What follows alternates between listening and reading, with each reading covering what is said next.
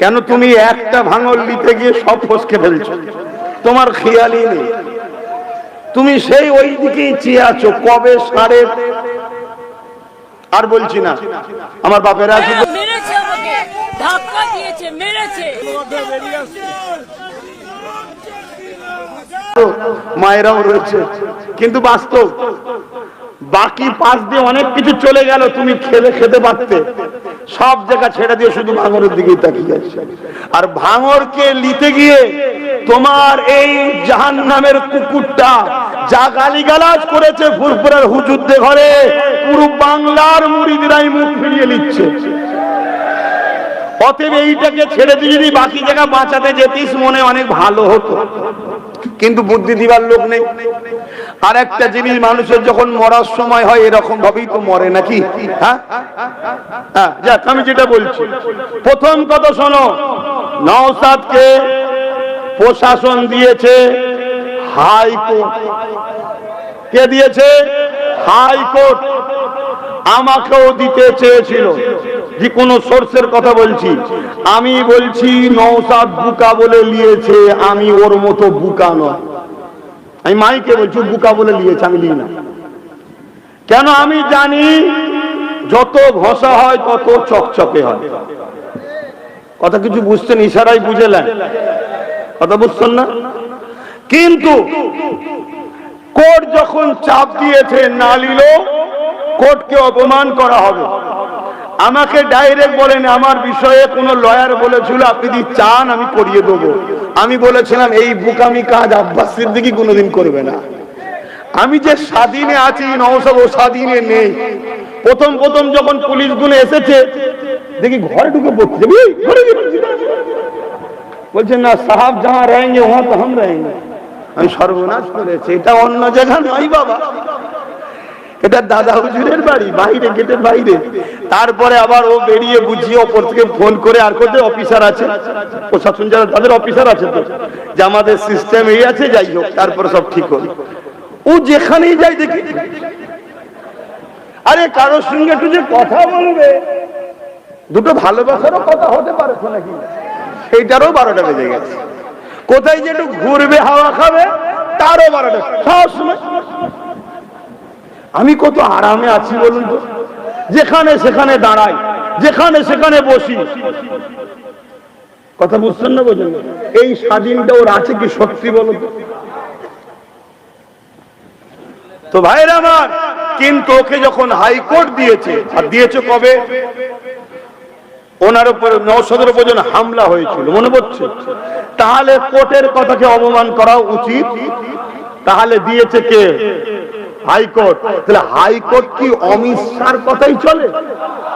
তাহলে কোর্টকেও বিজেপি বানিয়ে দিচ্ছেন। একটু হুঁশ করে কথা বলবেন।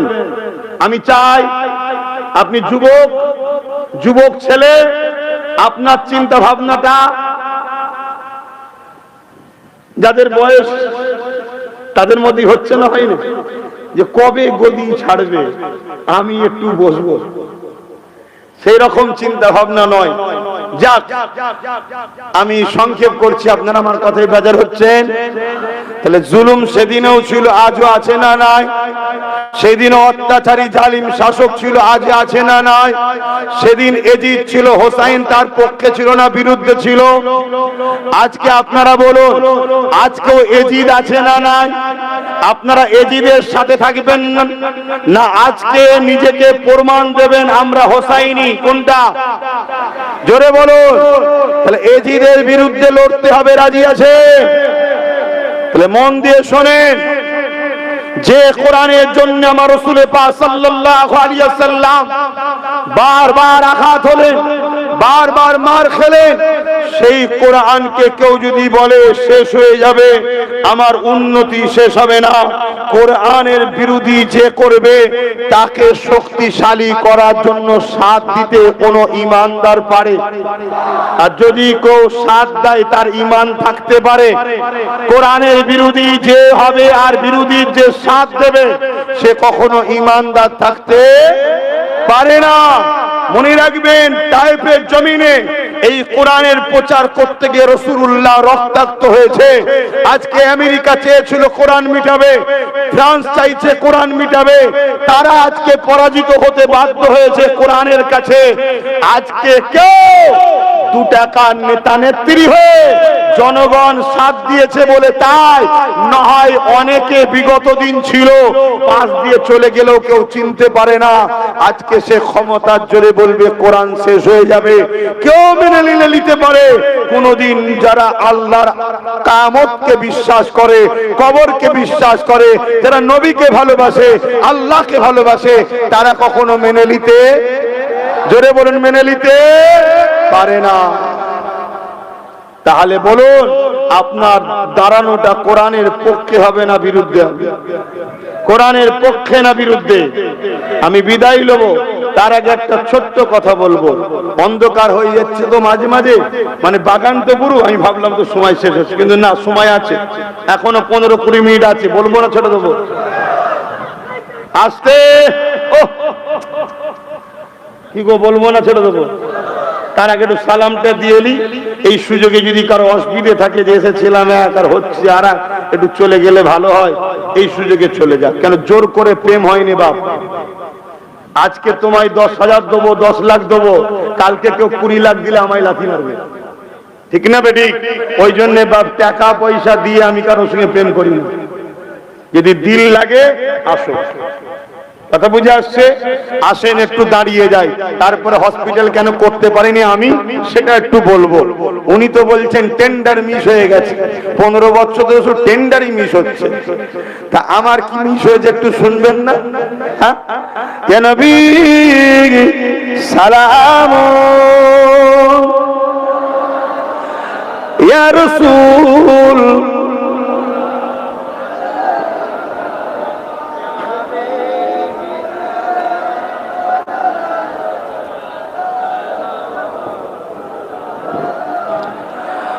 طلع البدر علينا من ثنيات الوداع وجب الشكر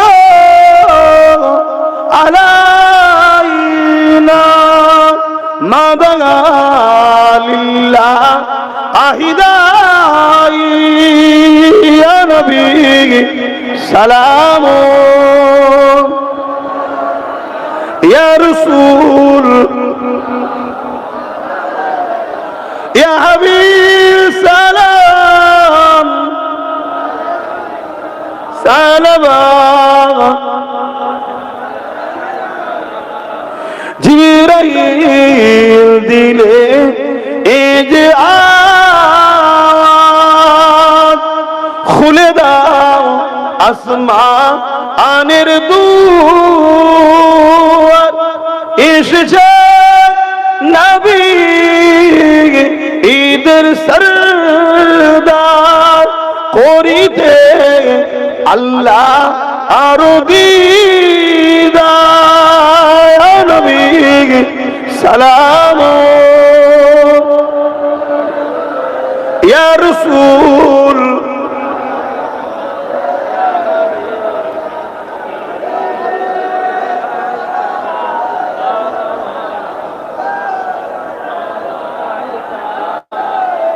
সকলে গায়ে গায়ে বসেন, 2 কথা বলে এক্ষুনি দোয়া করে দেবো। বস, অসুবিধে হচ্ছে বাপ ভাইদের। প্রায় জায়গায় যাচ্ছি, যখন কথাটা উঠেছে আমার একটু বলে দেওয়া দরকার। কেন আমি চাইব না আমাকে লোক ভুল বুঝে আমার ভাইকে থেকে মানুষ সরে যাক, এটা কি আমার উচিত হবে? তাই আমি যদি কিছু দোষ করি এর জন্য শাস্তি পাবার যোগ্য আমি না আমার ভাই? জোরে বলুন। আরে আমি ইজাজত দিচ্ছি বলো না, হুজুর বলে বলতে পারছো না? যদি দোষ আমি করি শাস্তি পাওয়ার উপযুক্ত আমি, আমার ভাই তো নয়। আমি 2021-এ ভোজরাট মাঠেতে বলেছিলাম সুলতান আসগর আলী সাহেব হুজুরের নামে ভাঙর ও ক্যানিং যদি পাই আমি একটা হসপিটাল করে দেবো বলেছিলাম তো। তারপরে বলেছিলাম যদি আমার ভাই নাও যেতে তাও আমি করে দেবো বলেছিলাম তো। আচ্ছা বলুন তো ভাই, আমার ভাই জিতার পরে এখানে ঢুকতে পারছিল? ঘর ভাড়া পাচ্ছিল? তাহলে একটা এমএলএর উপরে যদি জুলুম হয়, পীর মুরিদি জায়গা ছেড়ে দাও, আমি তো একজন সাধারণ নাগরিক, আর মুরিদ তো পীর তো তোমার কাছে, তাহলে আমার উপরে জুলুম হয়েছে না? দ্বিতীয় নম্বর কথা, যত জায়গায় জায়গা আছে আমাদের ছেলেরা দেখেছে, রাহিনুর আর মিন্টু শিকারি, এই তো বসা, হ্যাঁ বাবা থাকিস পাশে, পালাসনি বাবা, কথা বুঝলি? আমার সংগঠনের ছেলে রাহিনুরও সংগঠন করত, 21 থেকেও আমার ভাইয়ের সাথে চলে গেছে, এ যাই হোক আমাকে ছাড়ে না, কথা বুঝে আসছে তো। যাই হোক, এ আমাকে যে রিপোর্ট যখনই ফোন করতাম, কি রে, বলছে ভাইজান খোঁজ করেছি, কয়েকজন দেবে বলে, আবার কয়েকদিন পরে এসে বলে ভাই চাপ আছে, ওপর থেকে চাপ দিচ্ছে, মানে পার্টির লোকেরা, যদি জায়গা দিস তো সবকিছু দখল করে নেবো। এইসব দখল টখল এই এলাকায় হয় না, হয় না? এই অভ্যাসটা আছে না নাই? তারা ভাই দিতে পারে না। তারপরে বলুন তো ভাই, 2021-এর পর থেকে 1.5 বছর কি 2 বছর মিথ্যা কেস মামলা, ঘর ভাঙা, ঘর ছাড়া, এদের পিছনে জামিন টামিন করা, এদের সুখে দুঃখে সাথ দিবার জন্য আমার অর্থ ও সময় গেছে না যায়নি? তারপরে চলে এলো পঞ্চায়েত ভোট। পঞ্চায়েত ভোটের পরে কয়েকটা আমার ভাই হকের পক্ষে থাকার জন্য শহীদ হয়ে গেল।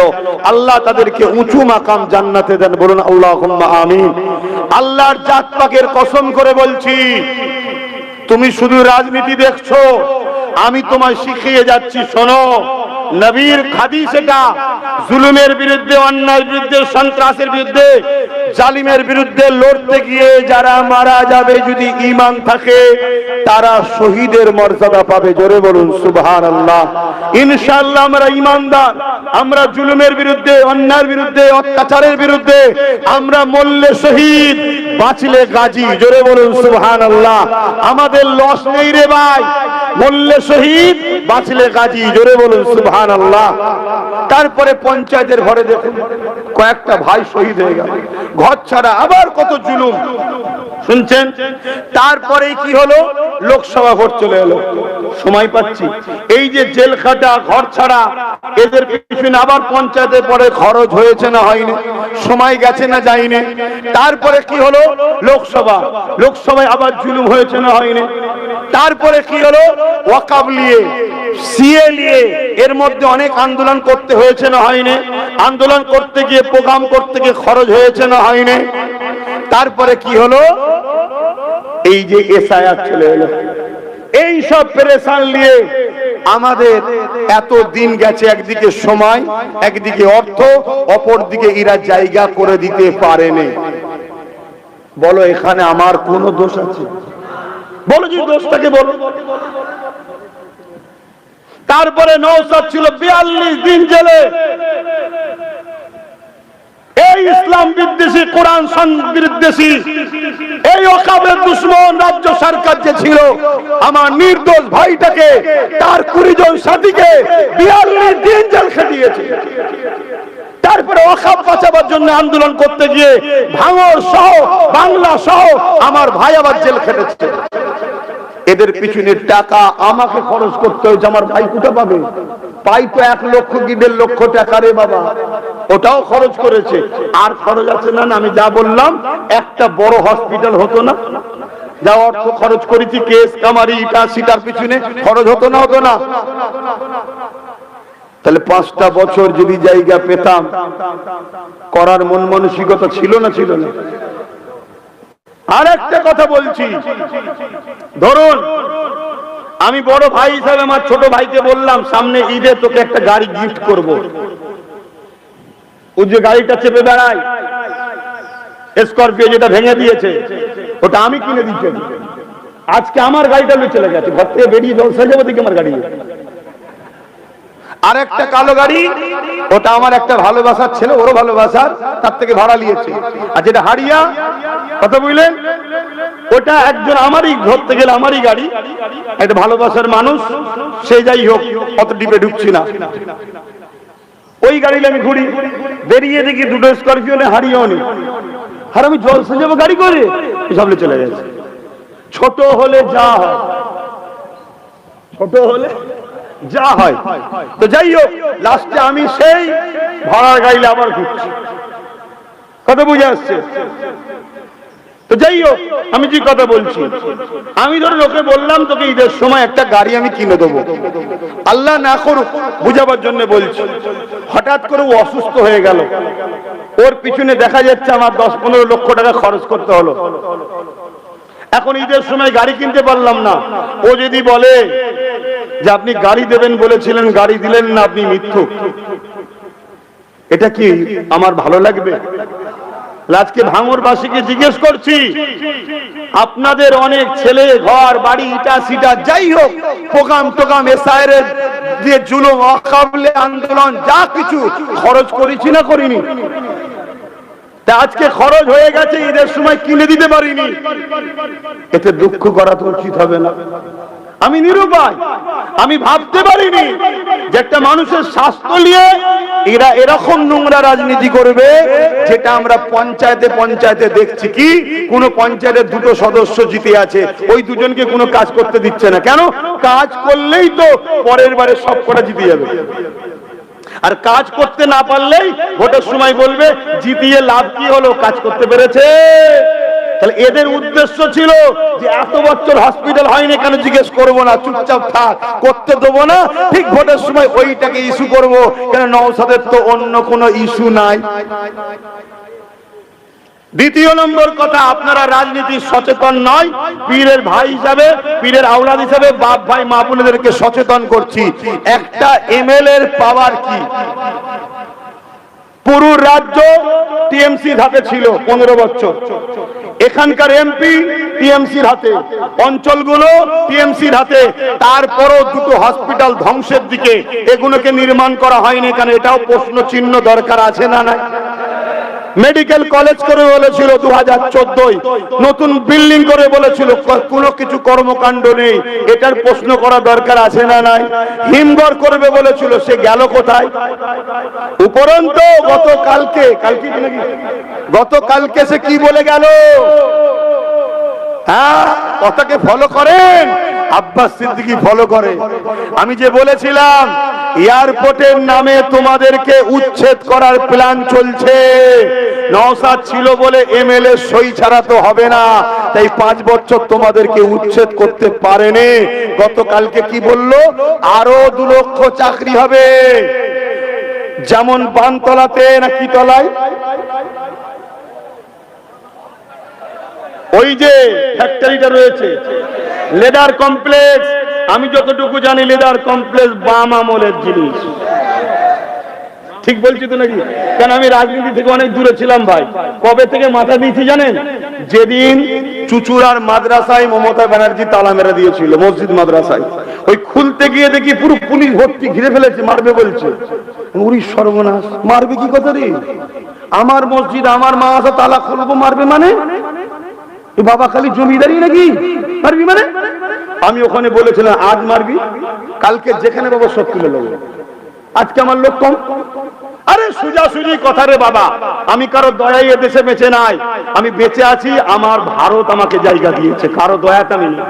আমার দেশ আমার সাথে, আমার সংবিধান আমার সাথে, আর কারো দিকে তাকাবে আমার প্রয়োজন নেই। আমি ভালোবাসি ভারতকে, আমি সংবিধানের পক্ষে। এ দেশের জন্য আমার দাদা হুজুরের অবদান আছে, এ দেশের জন্য আবার কখনো যদি রক্ত লাগে, ওই রক্ত জীবন আমি দিতে রাজি আছি।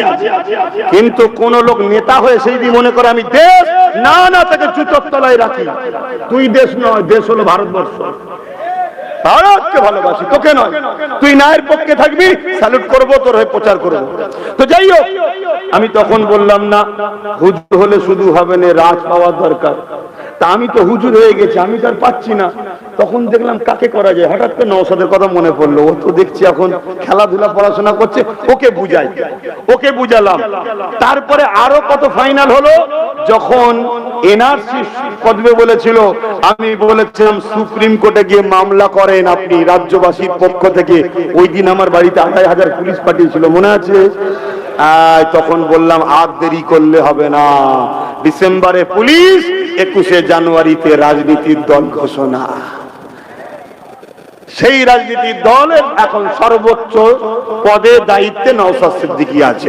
আমি তৈরি করে ওর হাতে দিয়ে দিয়েছি। কেন? প্রথমবারে প্রচার করেছিলাম, কেন? ওকে কেউ চিনতো না, এই মুখটাকে চিনতো, একটা চীনা মুখ দরকার তো, এজন্য প্রথমবার ডাইরেক্ট নেমে গিয়ে করে দিয়েছি। না হয় আমার প্ল্যাটফর্ম বাপ এটা, আমি এসে বাবারাই করবো, চিন্তার কোনো কারণ নেই। দুয়া তাবিজ পানি ফু দিয়া হাত দিয়া কবর জিয়ারত, এটা আমি করবো, কোনো চিন্তা নেই। আর কোন জায়গায় ফেসে টেসে গেলে আমাকে সে বলবেন, আমি ওকে দিয়ে করিয়ে দেবো খনি। তাহলে দুটোই দরকার আছে না? না, শুধু হুজুর দরকার না, ফু দিলে কি পেটের যন্ত্রণা যদি ভালো হয় হবে, কিন্তু ফু দিলে কি চাকরি এসে যাবে? চাকরির জন্য লোক দরকার তো। তাহলে ভুল কিছু করিনি তো। যাক, মূল কথা থেকে চলে যাচ্ছি। কি কথা বলছিলাম? হ্যাঁ, লেদার কমপ্লেক্স। তারপরে কি বললো? আরো 2 লক্ষ চাকরি। কি বললো? আরো অনেক কোম্পানি আসবে। আমি বলেছিলাম না, এয়ারপোর্টের নামে জমি নেবে, কোম্পানিকে তুলে দেবে। অলরেডি জমি বিক্রি করা। জোরে বলো, কথা মাথায় ঢুকছে? তাহলে চলো, তোমরা কি তোমাদের দাদুর কবর বিক্রি করবে? তোমাদের মসজিদ, মাদ্রাসা, সুলতান আজগার আলী সাহেবের কবরটা বিক্রি করবে? 10,000 কোটি দেবো, দেবে না? এত বড় বুকা ভাঙরের লোক কেন? 10,000 কোটি আজ লোবো, কালকে এক মুহূর্তে এমন এমন মামলায় জড়াবে, সব কেড়েও নেবে। কথা বুঝছেন? আমাকে ফোন করে বলছে, ভাই আমি যেটা আগে বলছিলাম 1 কোটি পর্যন্ত, আমি ছিলে? বলছে না ভাই। আমি লে না, নিয়ে যদি কালকে হার্ট অ্যাটাক করে মরে যাস তখন বুঝবি। আমার কথা ভাবে একটু কড়া কড়া, খারাপ লাগে নাকি? অনেকে বলে আমাকে নাকি ছোটবেলায় মা মধু খাওয়াই না, ওই জন্য আমার মুখে মিষ্টি নেই। যা বলে বলুক গে যাক, আমি কিছু ভুল বলছি? আমি ন্যায়ের পক্ষে না অন্যায়ের পক্ষে? ন্যায়ের পক্ষে যখন বলছি, বাপ জুলুমের কাছে তো খারাপ লাগবে, তো আমি কথা বাদ দিচ্ছি। এখন আমি শেষ কথা বলবো, ঈমান আছে না নাই বুঝবেন কি করে? আপনি বুঝবেন কি করে আপনার ঈমান আছে না নাই? মা বোনেরা বুঝবেন কি করে ঈমান আছে না নাই? 10 মিনিট আছে এখনো, অন্ধকার থেকে ঘাবড়ে যাবেন না। ঈমান আছে না নাই বুঝবেন কি করে? একটা হাদিস বলে এখনই দোয়া করে দেবো। কি গো, ভয় লাগছে নাকি? ভয় লাগছে? ভয় লাগার কিছু নেই, এখন কোনো সমস্যা নেই, আমি তো আছি আল্লাহ করে। কথা বুঝে আসছে না? তো যাই হোক, আল্লাহ রসুল বলছে, 3টের মধ্যে কোনো একটা বৈশিষ্ট্য যার মধ্যে পাওয়া যাবে তার মধ্যে ঈমান আছে, আর যার মধ্যে এই 3টের কোনো বৈশিষ্ট্য নেই তার মধ্যে ঈমান নেই।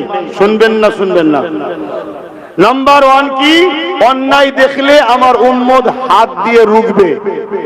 যদি অন্যায় দেখার পরে হাত দিয়ে রুকার বৈশিষ্ট্য থাকে, তার মানে তার ঈমান হলো প্রথম স্তর, এ ক্যাটাগরির ঈমান। যদি হাত দিয়ে রুখতে না পারে, মুখ দিয়ে প্রতিবাদ করবে, দ্বিতীয় স্তরের ঈমান। যদি মুখ দিয়ে প্রতিবাদ করতে না পারে, অন্তর থেকে ঘৃণা করে দূরে সরে যাবে, এটা হলো সবথেকে দুর্বল ঈমান। যদি এই 3টের মধ্যে কোনোটা আমার উম্মত অন্যায় দেখার পরে, এই 3টে খসলতের মধ্যে কোনোটা যদি তার মধ্যে না থাকে, তার মধ্যে ঈমান। জোরে বলুন। কেন্দ্র সরকার বলছে ওয়াকফ দখল করব, এটা নাই না অন্যায়? যদি ইমানদার হয়, এই 3টের মধ্যে একটা থাকা দরকার। হয় কেন্দ্র সরকারকে হাত দিয়ে রুখতে হবে, রুকার ক্ষমতা আছে না নাই? আরে আছে রে বাবা, আছে তো, ওর বিরুদ্ধে দিলেই তো হবে। যদি হাতে ক্ষমতা না থাকে, তাহলে 2 নম্বর মুখ দিয়ে প্রতিবাদ করতে হবে। যদি মুখ দিয়ে প্রতিবাদের খসলত না থাকে, 3 নম্বর অন্তর থেকে কেন্দ্র সরকারকে ঘৃণা করতে হবে। তা না করে যদি কেউ ওকে সাপোর্ট করে, ওকে ভোট দিয়ে শক্তিশালী করে, তাহলে তার মধ্যে ঈমান না। কেন্দ্র সরকারের কালা কানুন ওয়াকফ আইন রাজ্য সরকার মেনেছে না মানে না? একটু আওয়াজ দিয়ে বলেন। তাহলে ও ওয়াকফের দুশমন, এ ওয়াকফের বন্ধু নাকি? এও দুশমন। তাহলে এ অন্যায় করলো না করলো না? তাহলে এরও বিরুদ্ধে হাত দিয়ে রুকা দরকার আছে না নাই? ভাঙরের মানুষ রুখবেন তো নাকি? হাত দিয়ে রুকার ক্ষমতা আছে। দ্বিতীয় নম্বর, মুখ দিয়ে প্রতিবাদও করছি করার জন্য ভাঙরের ছেলে কেশও খেয়েছে, জেলও খেটেছে। 3 নম্বর, অন্তর থেকে ঘৃণা অনেকেই করে নিয়েছে যারা এখনো ওদের সাথে আছে, কিন্তু ভেতর থেকে ঘৃণা করলে। শুনছেন তো নাকি? খুব সাবধান, আর কথা নয়। আসুন একটু ছোট করে দোয়া করব। আমার কথা থেকে কে দুঃখ পেলেন? হ্যাঁ যুবকরা, কেউ দুঃখ পেয়েছো, কষ্ট পেলে? তাহলে একটা শেষ কথা জিজ্ঞেস করছি, উত্তর দেবেন। আমি ওয়াকফকে যে মিটাচ্ছে তার পক্ষে দাঁড়াবো, না যে ওয়াকফকে বাঁচাবার জন্য জেল খেটেছে এবং সুপ্রিম কোর্টে কেস চালাচ্ছে তার পক্ষে দাঁড়াবো? কার পক্ষে? তাহলে আমার ভাই ওয়াকফের জন্য জেল খেটেছে না খাটেনি? আমার ভাই ওয়াকফ বাঁচাবার জন্য সুপ্রিম কোর্টে কেস চালাচ্ছে না চালায়নি? তাহলে যে ওয়াকফের দুশমন দিদি মুদি তার পক্ষে থাকবো না আমার ভাইয়ের পক্ষে? জোরে বলুন, কারা কারা বলছেন হাত তুলে দেখান যে আমার ভাইয়ের পক্ষে আমি থাকলে আপনাদের অসুবিধা নেই তো? আপনাদের অসুবিধা নেই তো? হাত নামান। তাহলে আমি আমার ভাইয়ের সাথে থাকবো, এটা স্বাভাবিক। দ্বিতীয় নম্বর কথা, আপনারা কি আমার পক্ষে আছেন? কারা কারা আমাকে ভালোবাসেন সত্যি করে হাত তুলে দেখান, ছেলের মতো ভাইয়ের মতো। সত্য তো? আমার পক্ষে আছেন তো? আচ্ছা, আপনারা কি ওয়াকফের দুশমনের সাথ দেবেন? হাত নামান। তাহলে জিজ্ঞেস করে হাত তুলাবো, আমি আমার ভাইয়ের সাথ দেবো, দিচ্ছি। আপনারা কি আমার ভাইয়ের সাথ দেবেন? কারা সাথ দেবেন আল্লাহকে সাক্ষী রেখে হাত তুলে? ঠিক বলছেন, ঠিক বলছেন। ভয়েতে, চমকানোতে, অর্থতে বিক্রি হয়ে যাবেন। আপনার তোমরা কেন হাত তোলে? বসে তোমাদের দিকে ক্যামেরা আছে, দেখছো না? তোমরা দুর্বল মানুষ, কথা বুঝছো? সবাই আব্বাস সিদ্দিকী নয় রে বাবা, এনারা দুর্বল মানুষ, ঠিক তো নাকি? তবে হ্যাঁ, এটা হলো আবার বীর পুরুষের কথা। কাপুরুষ বারবার মরে, আর বীর পুরুষ একবার মরে। যাক, আল্লাহ আপনার হায়াত দারাজ করো, নেক হায়াত দারাজ করো, জান মাল ইবাদত করো। এরা কি করতে জানেন? কোথায় কার দুর্বল আছে দেখ তো, টিপে ধরছে। কারো পায়ে ঘা, ওখান থেকে টিপছে। কারো কোন জায়গায় পয়সা কিছু আটকে আছে, সে জায়গায় টিপছে। কারো পুকুর আছে, গিয়ে বীজ দিয়ে দিচ্ছে। আরে তোরা যদি এতই ভালো কাজ করে থাকবি, তোরা তো এসে বলবি স্বাধীনভাবে যার যা খুশি ভোট দেবেন, কোন রকম আমরা জুলুম করব না, আপনারা মিলেমিশে থাকুন, কাউকে ভয় চমকাবো না, কেউ এলে বাধাও দেবো না, যার যাকে খুশি মন যাই দেবে। আমাদের উন্নয়নের জুয়ার চলছে, আমাদের আবার টেনশন কিসে? কথা বুঝছেন না? ওই যে একজন দেখছেন না ভুল বকছে, কি বলছে এখন বলছে এসআইআর নাম যাদের বাদ গেছে আমরা তুলে দেবো, বলছো তো নাকি? আচ্ছা, তোরা থাকাকালীন তো নাম বাদ গেল, রুখতে পারলি না, তো তুলবি কি করে? লাস্টে কিছু পাইনি, বাড়ি বাড়ি কোরআন লিজে শপথ করাচ্ছে মা বোনেদের। শুনছেন তো? আমার মা বোনেদের বলি, হারাম কাজে কোরআনে শপথ করলে ঈমান চলে যাবে। অতএব কোরআনকে নিয়ে যে হারাম কাজে জালিমের পক্ষে সাপোর্টের জন্য আনবে, সে হলো সবথেকে বড় দুশমন ইসলামের। অতএব আপনার প্রথম কাজ হবে তার বিরুদ্ধে, আপনি যদি তার পক্ষেও থাকেন, তার বিরুদ্ধে আপনাকে দাঁড়ানো জরুরি হয়ে যাচ্ছে। কথা বুঝলেন? এবারে কেউ যদি বলে আমি না দাঁড়ালে আমার জান চলে যেতে পারে, জান বাঁচানো ফরজ, আপনাকে একটা মসলা ফতোয়া শিখিয়ে দিচ্ছেন একজন আলেম হিসাবে। কি? যদি দেখেন আপনার জান চলে যেতে পারে, মেরে দিতে পারে, তাহলে শরীয়ত কি বলছে? নাচারের মসলা আপনি যদি শপথ করেও ফেলেন, তাহলে আপনি 3টে রোজা কাফারা হিসাবে রেখে দেবেন, হক আদায় হয়ে যাবে। কিন্তু যারা কোরআনকে, কোরআনের দুশমনদের বিরুদ্ধে ব্যবহার করতে চায়, তাদেরকে সাপোর্ট করা যাবে না। কথা শুনলেন? আর কথা নয়, বলতে তো আমার আরো ইচ্ছা যাচ্ছে, কিন্তু কোন আজান দেবে, নামাজ পড়তে হবে, আর কথা নয়। আসেন তওবা করি। বিসমিল্লাহির রহমানির রহিম। আল্লাহ তাআলা, আমি জানা অজানা, ইচ্ছা ও ইচ্ছা সকল গুনাহ হইতে তওবা করিতেছি। আস্তাগফিরুল্লাহ রাব্বি মিন কুল্লি জামবি ওয়া আতুবু ইলাইহি।